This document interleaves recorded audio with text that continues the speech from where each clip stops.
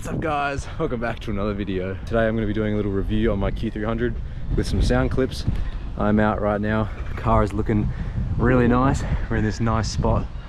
I've just been out getting some driving clips, revving clips, stuff like that. This is merely going to be a video for anyone who is looking to buy the Q300 Catback for the 08 to 14 WRX. I've been loving it so far. I recommend you should get one. It is definitely not super loud, but it is on the quiet side, which I kind of like. For anyone who doesn't want a very loud, obnoxious exhaust, I recommend the Q300. Looks amazing. Here's a little visual reference for how it looks, how far it sticks out. Really fills out the rear bumper, and you can see the awesome Invidia logo in there. Oh, by the way guys, I found out 73% of my viewers are not subscribed, so please consider subscribing down below. It really means a lot to me. It's free, you can always undo it, so please subscribe. Thanks. Anyways guys, without further ado, it's probably going to be a very short video, but hope this helps in any way, shape or form to help you decide if you want a Q300 or not. Enough talking, let's get on with the video. Peace guys.